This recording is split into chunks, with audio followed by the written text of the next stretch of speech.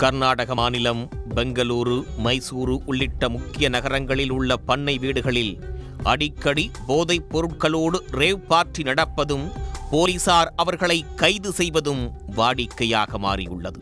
சனிக்கிழமை இரவு மைசூருவில் நடந்த ரேவ் பார்ட்டியில் பங்கேற்ற 50க்கும் மேற்பட்டோர் கைது செய்யப்பட்டனர். 8 பெண்கள் உட்பட 64 பேர் மீது வழக்கு பதிவானதன் பின்னணி என்ன?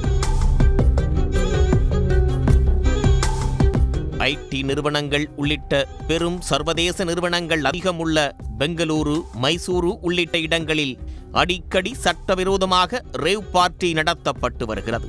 அந்த வகையில் சனிக்கிழமை இரவு மைசூரு அடுத்த KR தாலுகாவைச் சேர்ந்த சந்தோஷ் என்பவரது தோட்டத்தில் ரேவ் பார்ட்டி நடப்பதாக போலீசாருக்கு தகவல் கிடைத்துள்ளது. மைசூருவில் தசரா விழா நடந்து வரக்கூடிய நிலையில் ரேவ் பார்ட்டி நடப்பதாக கிடைத்த தகவலின் பேரில் காவல்துறையினர் அங்கு சோதனை நடத்தினர்.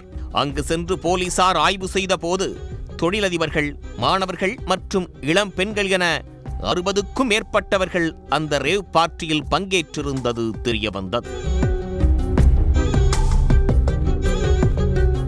போதையில் நடனமாடிக்கொண்டிருந்த 15க்கும் மேற்பட்ட இளம் பெண்கள் உட்பட 50க்கும் மேற்பட்டோரை காவல்துறையினர் கைது செய்தனர்.